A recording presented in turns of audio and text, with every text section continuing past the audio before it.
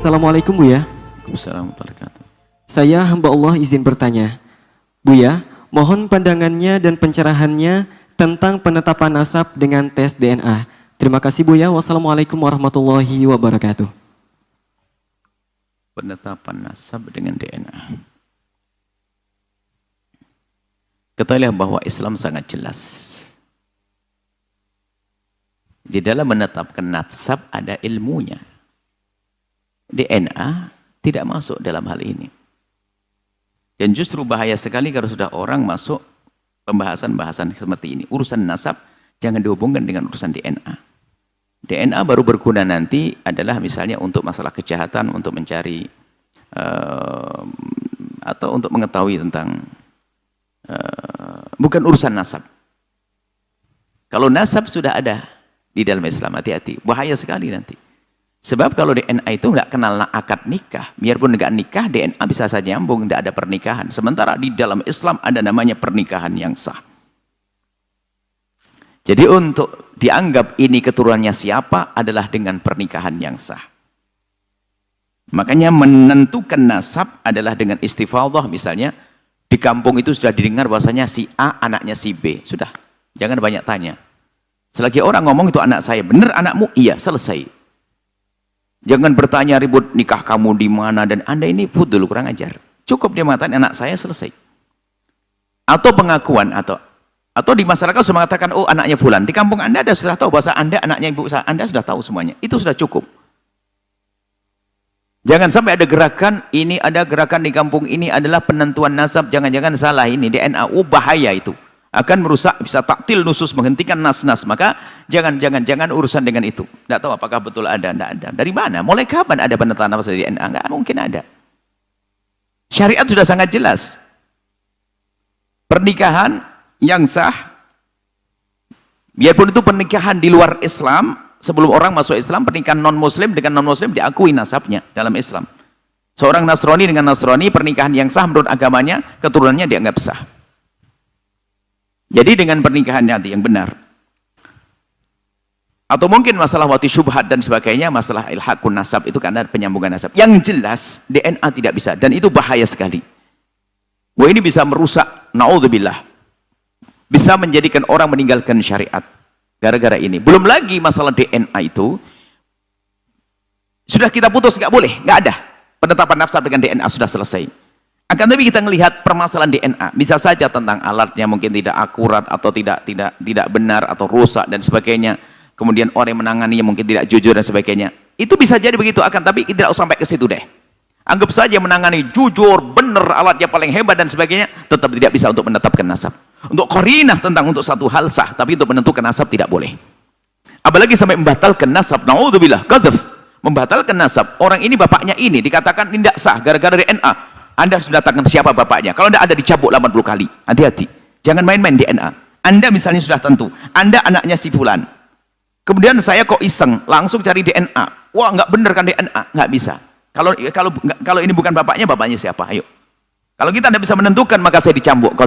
Hati-hati. Intinya jangan main-main DNA deh. DNA adalah masalah penemuan-penemuan baru. Tapi bukan untuk menentukan nasab. Hei hamba Allah. Jangan bikin gaduh malah dalam umat. Kalau DNA ini diterapkan, wah ini heboh semuanya. Sementara lihat di dalam Islam tuh ada tentang saksi dalam urusan kejahatan, perzinahan, 4 saksi, banyak hal, macam-macam. Jadi harus hati-hati penentuan. Menafikan nasab pun dalam Islam harus hati-hati. Nggak gampang menafikan nasab. Dalam urusan li'an misalnya, menafikan nasab hati-hati. Menentukan nasab adalah ada rambu-rambunya. Maka ingat, kalau sudah kita yakini bahasanya orang itu nasabnya sambung, sudah, Anda jangan banyak tanya. Jangan Anda meragukan. Kalau Anda meragukan, Anda menuduh dia berzina. Naudzubillah. Nuduh orang berzina adalah dosa. Ya, mohon maafin, saya tidak tahu apakah betul masalah DNA. Dari mana masalah DNA? Ini aneh sekali, nggak masuk pembahasan para ulama nggak akan membahas masalah itu sebagai penetapan nasab. Tidak akan ada. Karena apa? Bukan begitu cara menetapkan nasab. Bahkan itu kalau diterapkan malah membahayakan. Sehingga besok bisa gerakan di kampung ini adalah tes DNA. Waduh, kacau, orang deg-degan. Biarpun yang nikahnya benar, nggak ada masalah, pasti deg-degan. Dan bukan begitu Islam. Hati-hati ya, mohon maaf lah. Tidak mungkin, saya tidak percaya. Mungkin Anda salah. Nah, mana ada penentuan nasab dengan DNA? Mana? Tidak ada itu semuanya. Penentuan nasab adalah dengan istifadah. Kalau sudah di kampung itu anaknya dia,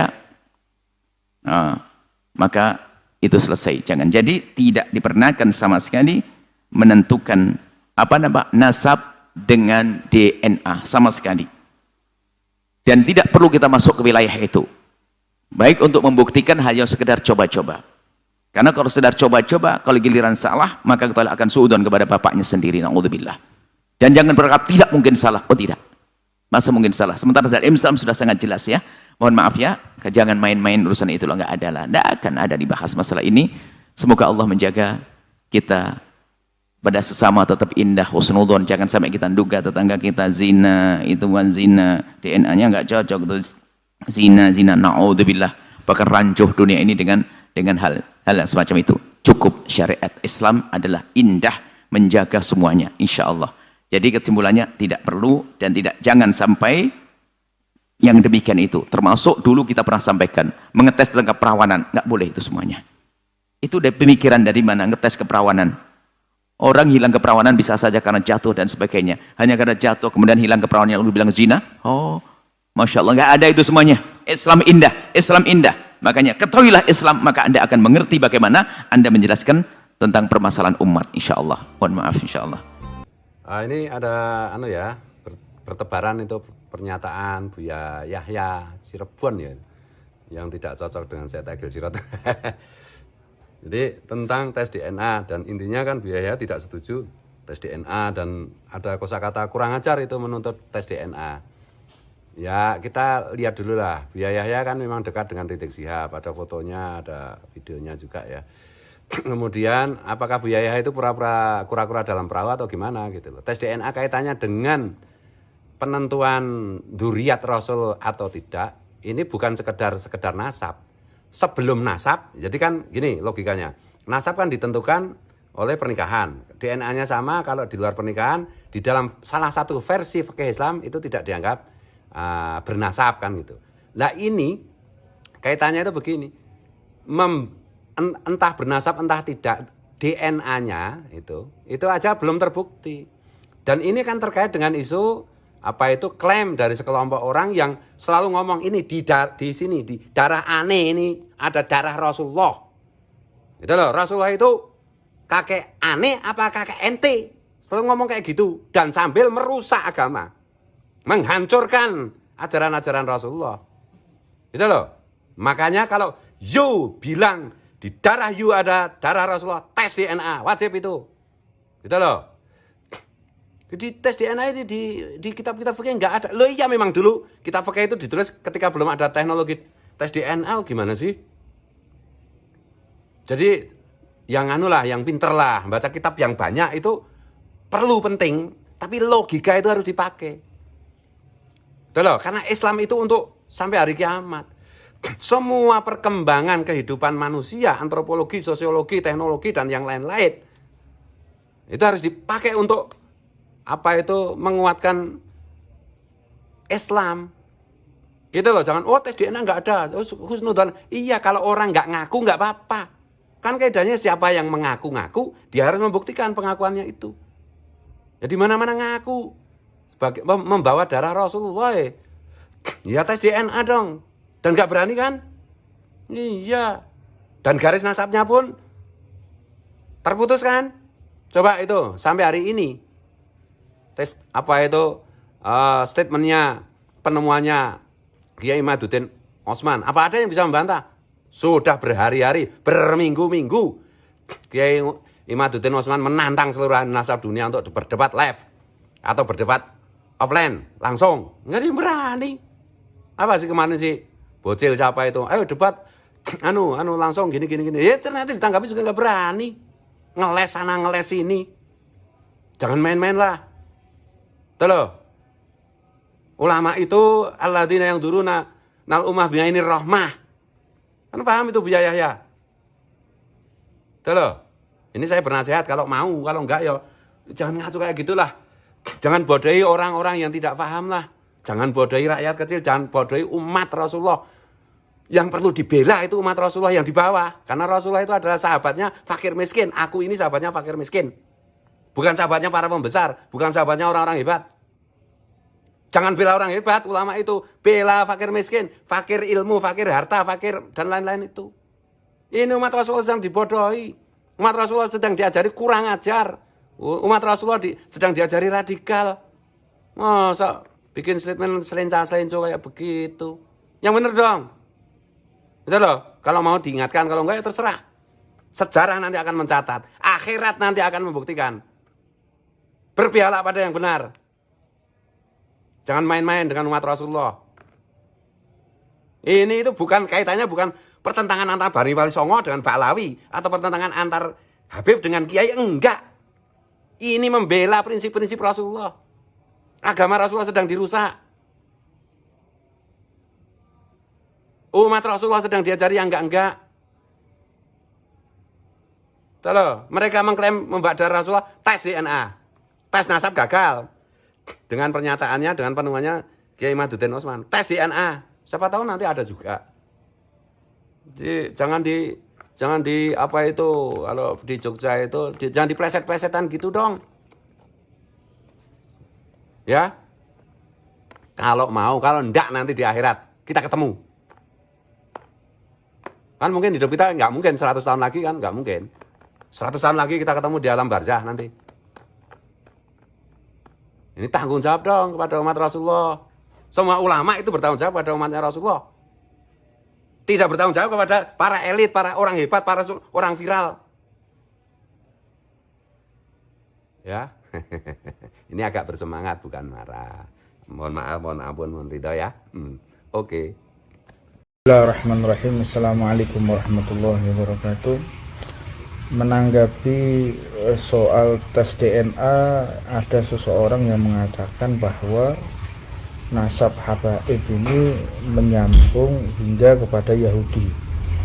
Maka saya benarkan itu, penelitian pakar genetik yang mengatakan nasab habaib ini mirip dengan Yahudi. Betul, saya setuju. Karena apa? Lihatlah nasab Rasulullah SAW. Sebagaimana dikatakan bahwa Nabi Muhammad ini memiliki nasab Rasulullah SAW bin Abdullah bin Abdul Muttalib bin Hashim bin Abdul Manaf bin Qusay bin Kilab bin Murrah bin Ka'ab bin Lu'ay bin Ghalib bin Fihr bin Malik bin Nadir bin Kinanah bin Huzaimah bin Mudrikah bin Ilyas bin Mudar bin Nizar bin Ma'ad bin Adnan bin Nabi Ismail bin Nabiullah Ibrahim. Nabi Ismail itu yang menurunkan Rasulullah, sedangkan Nabi Ishak yang menurunkan Yahudi. Jadi ada hubungan kekerabatan, memang sepupu. Datuk-datuknya para habaib dengan datuknya orang Yahudi itu sepupuan memang. Jadi kalau ada penelitian bahwa habaib itu mirip dengan gen Yahudi, ya betul, mau pancen memang sepupunya kok. Ya, jadi sudah betul itu. Orang mengatakan bahwa habaib itu mirip dengan Yahudi kalau ditarik ke atas genetiknya. Betul, penelitiannya betul, dan bahwa nasab itu memang betul. Cerdaslah dengan ilmiah. Wassalamualaikum warahmatullahi wabarakatuh. Keturunan Yahudi, mau keturunan Nazi, mau keturunan Cina, mau keturunan Abu Lahab, mau keturunan Abu Jahal, mau keturunan siapa aja itu nggak masalah. Yang penting perilakunya baik. Dan kalau ngaku-ngaku keturunan Nabi, itu wajib hukumnya membuktikan diri dengan tes garis nasab dan tes DNA. Itu loh, jangan salah loh. Saya tidak gimana-gimana dengan orang Yahudi atau dengan yang lain-lain gitu. Nah, intinya itu gini, kalau ada orang mengaku-ngaku keturunan Nabi, itu harus dibuktikan. Pengakuan itu harus disertai bukti gitu loh. Kalau cuma ngaku-ngaku keturunannya Hitler atau ini, enggak, bagi saya enggak ada urusan dengan saya. Tapi kalau ngaku keturunan Nabi, nah ini Nabi itu sangat saya cintai ya.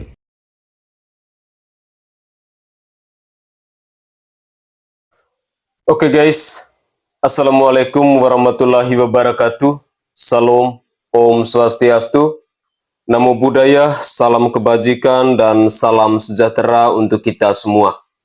Saudaraku sebangsa dan setanah air, para penonton kanal YouTubeku yang sangat saya hormati dan sangat saya cintai. Salam jumpa dan selamat bertemu kembali bersama saya Sainai pada hari ini, Selasa 6 Juni 2023. Saudaraku sebangsa dan setanah air, dalam muatan video saya tadi, saya berharap banyak bahwa cuplikan-cuplikan video yang disampaikan oleh Gus Fuad Pleret maupun Buya Yahya bisa menambah wawasan, bisa menambah pengetahuan untuk saudara dan saudari saya yang beragama Muslim. Hal ini penting agar kita bisa mengetahui informasi yang sebenarnya. Kita bisa mengetahui sejarah yang sebenarnya. Dan juga ada penjelasan dari seorang tokoh yang dalam muatan video saya tadi yang terakhir tadi. Hal ini juga penting untuk kita ketahui bersama sebagai bahan referensi dalam kehidupan beragama kita. Saudara, saya seorang Katolik, namun saya minta maaf karena saya tidak bisa berbicara banyak soal tes DNA dan nasab ini. Karena itu bukan ranahnya saya.